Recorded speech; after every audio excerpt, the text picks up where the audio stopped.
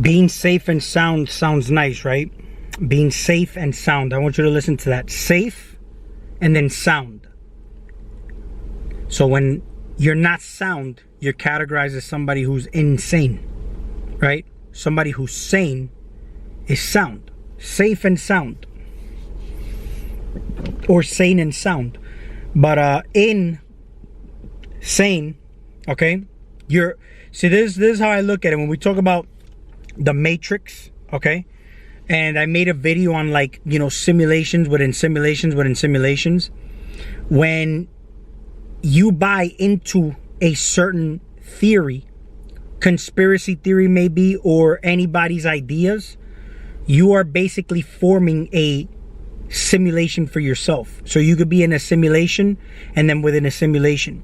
So if somebody's talking to you about doomsday and whatnot, and then all of a sudden you now form the belief system behind doomsday, and then all of a sudden you start now becoming one of those doomsday preppers, you are most likely to experience this in your reality, because you are basically designing your simulation within the simulation, okay? And the more belief systems you have, the more simulation within the simulation you have. The whole thing is that every simulation is running on a certain frequency. So once a simulation is activated, a certain, we can call it a worldwide psychosis actually occurs, where everybody basically believes that everything that they're experiencing is somehow real. Now, when I made the example in the live stream that I had, where I said there's no I in team, all right, when you have, let's say a team, you're playing in a basketball team, you know, a professional football team, whatever it may be, you are basically that team as a unit. So there's no I in team. You may be the best player in the game, but you still need your team to help you win, to assist you to some extent. You can have military personnel, police, you know, let's say, whatever it may be, any type of missions that these, you know, these units go on. And when you observe, sometimes they basically stand in positions. So they have certain vantage points, and they will basically assist that person in covering them from a higher vantage point, or a certain point that they're in, that the person that's trying to infiltrate an area doesn't have eyes, but the person at that vantage point has their eyes, but they're communicating through a radio frequency network. So now they're able to cover them, not only through being the extra set of eyes, but also they have the firepower to take anybody down if the person who's trying to infiltrate the area is being threatened, because the person doesn't have the eyes to see that individual. So, you know, whenever you're making, let's say, videos and whatnot, you're basically coming from a space where you should be in a way divorced from humanity, okay? You're giving your energy out, you're putting your energy out on the internet. So you're giving yourself out on camera, okay? And in a way, it's a form of vulnerability, okay? The people who actually have real power here in this existence are running the show behind closed doors. You don't even see these people. That's the whole thing. But you're led to believe a certain reality that you're in now based on the things that you've been told about history. You're led to believe that technology has only came up to the point that you're at now. All right, we can look at technology in many different ways, okay? Now, when you look at certain things like, let's say the Pablo Escobars, which once upon a time basically had a whole country on their knees. And they said that this was only possible because technology wasn't up to date, which actually made Pablo more advanced for his time, right? But they make you believe this. So now for you to actually be a person that would try to actually fill in Pablo Escobar's shoes, as far as trying to fulfill that type of power that he had, it's a little more difficult now because of the technology we have right now, right? But I believe the power has always been there. It's always been there to stop a guy like Pablo Escobar. However, it's like a human experiment going on. They want to see how far Pablo Escobar could have gone, and how much the government and how much the police and the military was able to advance based on that experience alone. Because if you actually listen to these documentaries, they'll say that thanks to Pablo Escobar, they have been able to gain intelligence on how to actually prevent situations like this. So they learn from experience, right? But it was at the expense of many deaths. So when we start to look at Pablo Escobar and pointing fingers at all the people that basically died, okay, he was basically the god of his realm in that state. And when you look at the gains that the government has made, it is made at the expense of many people dying, because this is just my opinion. I believe that the power has always been there to stop a guy like Pablo Escobar. It's just that the people behind closed doors are observing you like monkeys and lab rats. And the more advanced you become, the more retarded you can actually become in the process. Like I made the example with the ancient pyramids, okay? Where they told you, and you're taught in school, that they were built by man using certain primitive tools, okay? Yet, with today's advanced technology, it's somehow very difficult to replicate those pyramids, but they were using primitive tools. However, that's why the theories of aliens came down to help them, was basically in the whole entire theory now. They had to insert the whole alien conspiracy theory. Okay, when you look at aliens, you think of little green men, and they have areas like Area 51 that they experiment on these little green men based on a crash that happened in Roswell, New Mexico in 1943. Right? But are you certain that this happens? This is never televised. The same way that there's no real pictures of space, but you're fed polar opposite ends of if the earth is round or flat. Okay? And then you are told about a certain secret base with a bunch of theories and people who have came out to speak on it.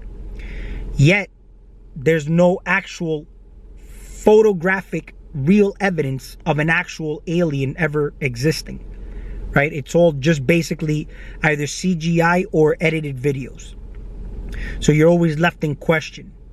But then it also leaves you in question that the people who have these real secrets are the people that are perceived to have power, which would be the government, the media, and whatnot, right? So it's not to say that none of these things are true. If you believe them to be true, then they are true, okay? But when you look at a person being safe and sound, shout out Fire Drake, who sent me a video on like John McAfee. And John McAfee, the video is called Going from Millionaire to Madman. Okay, he did a bunch of psychedelics, and it kind of rewired him, and it made him to some extent an unbalanced individual, right? Yet during this, period of his life, I'm going to link the video in the description of this video, and I'm also going to link the video, another video for you to check out that's going to kind of correlate to what I'm saying here. But he basically built his own prison in the state that he was in, sort of designing a police state, all for his protection, right? And he also had a lot of money, but he was also a threat to the system. Now, the system is designed a certain way for the system to keep moving. And if there's any threat to the system, then the same way your body, okay, which is the system, because that's how you are the matrix. You are the actual matrix. And you only attack yourself with your mind. But the same way the body starts to create, let's say, chaotic storms within you, to get rid of a pathogen that doesn't belong there, or it'll rebuild it as a memory, sort of a defense mechanism for it, then this is exactly what happens. If you're a virus that's not conducive to the system, then you will be pretty much wiped out one way or another, but you're still doing it yourself. You're wiping yourself out. Now, these viruses, okay, can be considered upgrades. Like I said, there's good viruses and there's bad viruses, okay? The good viruses are basically called bacteriophage, which are considered something that helps you thrive and survive in this actual virus that you hear. It's funny how John McAfee invented the antivirus system for these computers because his computer was hacked to some extent. He figured all this out, kind of like a modern day Tony Stark's, right? Which we can see videos on how he could have been sacrificed and whatnot, but Tony Stark's was the one that died in the movie The Avengers, once to put on that Infinity Gauntlet. I'll make a separate video on that just because it's going to be a lot to explain as far as like how I perceive it with, like I've said in videos how I make examples of like superheroes and villains and, you know, how that whole concept of bad and good comes in. And then, you know, when you really look at it, the superheroes are actually born out of the villains. See, that's why they say the stronger the hero, the stronger the villain. Okay? The stronger the villain, the stronger the hero. But out of the villains is where these superheroes are born, you know? So when we start to talk about, let's say, Superman and Darkseid, you know, and then you have certain theories about multiverses and whatnot, how Superman lands in Apocalypse and he basically becomes the most powerful entity, but his father was actually Darkseid, you know? Now, you're in a reality where you're told of how the DC universe and Marvel universe actually is designed and how the stories are built and told. However, there's many different alternate universe stories that are also available online. So who is to say that that's not the actual way that the story is? You say, oh no, that's just an alternate way. But the real way is that Superman landed on Earth, right? So how do you know this whole? Because Jesus Christ is basically that whole symbology behind Superman. And you can see that through the movies and whatnot. And, you know, how Superman is basically the symbol of hope for humanity, right? And then you basically have Jesus, who was also the symbol of hope, but who was also a healer, you know? There's a fine little balance point here, because at the end of the day, let's say Darkseid is trying to break this whole illusion of free will and whatnot. There's also something that is basically presented on Google that I was reading to, shout out Juniperus, you know, I was reading over here with Juniperus, and it basically states this. I'm going to read it out to you real quickly. So check this out. Some argue that our awareness of decisions may be merely a neurochemical afterthought without any influence at all on one's action. These cognitive scientists cite brain imaging studies revealing that the decision-making process begins before a person is even able to realize it. So now this is where I'm starting to come into, once you become aware, let's say, just that point of awareness. I just made the point during this video and I lost the point. I'll put it in the comment section because I know it's there, and if I go back and listen to it, I'm going to be able to explain that part, but I'm going to put it in the comment section and I'll pin it. You know, somebody's safe and sound. So let's say, for example, we designed these pyramids a certain way, right? And all of a sudden, we're not able to do that now, yet we are perceived to be more advanced now, right? The whole thing is that you are actually the alien and the virus, because when you look at, for example, where would aliens come from? Aliens come from outer space, right? From another planet, right? So let's say, for example, we look at the word influenza, okay? I'm going to read it so you guys can actually see what the word influenza means. Where did the word influenza come from? So now this is the exact, I put in the title, where did the word influenza come from? Influenza is an infectious viral illness. The name influenza originated in 15th century Italy from an epidemic attributed to influence of the stars, in parentheses. The first documented pandemic or worldwide epidemic that clearly fits the description of influenza was in 1580. Now, you are the terrain, right? So these stars have an influence on you as far as astrology goes, right? And we look at these patterns, and the patterns are designed, yet we're still looking at it as this is a potential reality that you're going to experience based on what the patterns you're looking at right now. So when we look at financial guru saying your world is you inverted inside out, this is basically what we're talking about now. When we look at, and this is not fact, by the way, do your own research. This is just something that I'm observing, and none of my information is backed up by scientific fact or evidence. Do your own research. And I'm not a medical doctor since I'm talking about viruses. So do your own research. So when you look at the stars, you're seeing alignments, you're seeing patterns, you're seeing things, but you're basing that on something that's a potential for something to happen. But if you become aware, let's say, of certain things just before they happen, we're not saying this is divination or anything like that, but it's just upon the observation and your awareness, you become conscious of a potential reality, and then you do something to either neutralize it or change it with just the awareness of it. You know what I'm saying? Just the fact that you're observing it and collapsing it into existence, you are now able to change that. Like the slit experiment when we look at quantum mechanics, okay, or quantum science.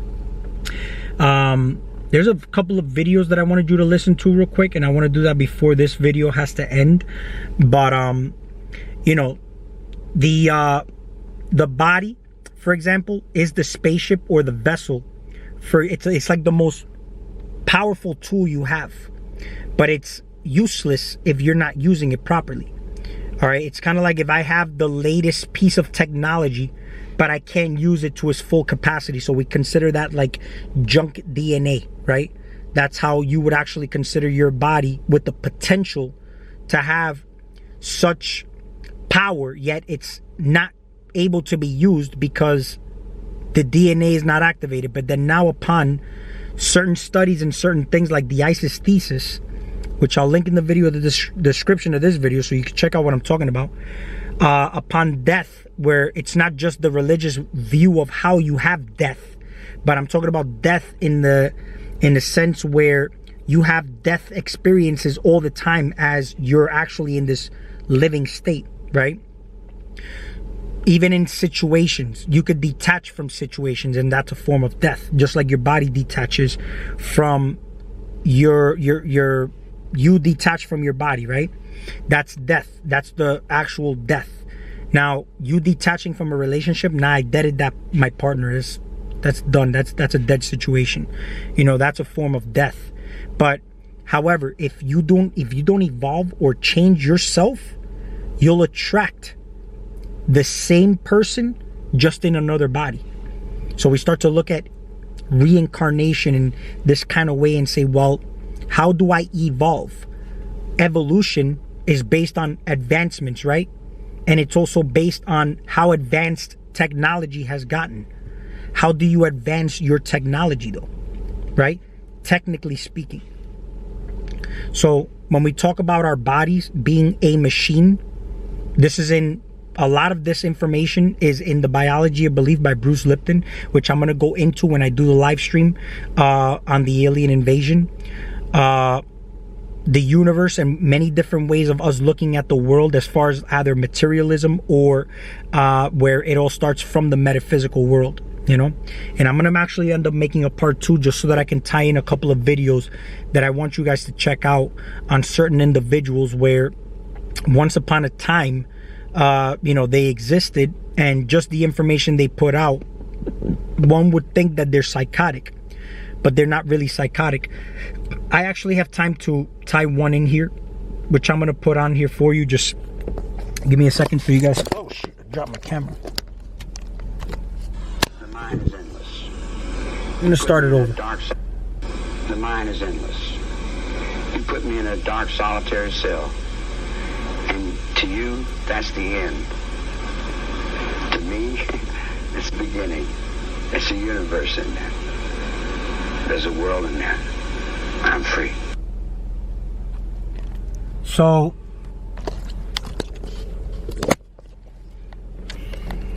my disclaimer here is I'm not a fan of Charles Manson. You know, I'm not a fan of Pablo Escobar. I'm not a fan of anybody. To be honest with you, I'm just listening to these individuals and kind of seeing where their mindset is at. But at the end of the day, we can call these people sort of disruptors, like Pablo Escobar was, if it threatens the system, the amount of money he had, you know. You know, you look at modern day mafias and whatnot. I personally would consider modern day mafia and drug dealing the pharmaceutical industry, because Pablo sold drugs based on supply and demand because of the addictive properties. Yet you have certain sugars that are in certain soft drinks and certain sweets that are out there, especially for children, that have the same chemical effect on your brain that cocaine does. That was actually what Pablo Escobar sold, right? He made tons of money out of it, built an empire, had so much of a following, right? Because he helped the poor people. And it wasn't just because of that. Because what do you think people in politics do when they want to get votes? They cater to getting more jobs for the middle class or the lower class, right? There's different political parties for that reason, right? But then when you look at it too, the legal drug dealing part, how much does the pharmaceutical industry make on these drugs that they actually prescribe, right? Based on your description, which would be your situation, right? So I can also go further into another video on that.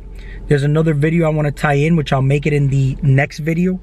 But my disclaimers, I'm not a medical doctor. None of the stuff I'm talking about is backed up by any kind of evidence. I'm just speaking my opinions on camera. So do your own research. I'm not a conspiracy theory. However, the mind is all, the universe is mental. With that being said, what are you creating for yourself as an individual? Okay, and what does humanity outside mean to you? Just like when I make videos, I'm not catering to you as a human. I'm not catering to humanity. I save myself, and in kind I can save others with that type of mentality. Right? So there's no I in team. The I is my homework. When I am actually fulfilled, then I have much more to give as a complete individual. Then when I'm out making videos, I look for the teamwork in a sense where if I put myself out on camera, I would like a different vantage point from the point of view that I gave out. But if I ever ask, what did you get out of this? And you know, what is some feedback? And you just kind of tell me how I'm doing things rather than explaining your point of view as far as to what I put out, then I feel like you're just in your ego, you know? So I'll make another video explaining stuff like this. The live stream I put out was very blurry and quality was low, but I'll make another video. We'll talk soon.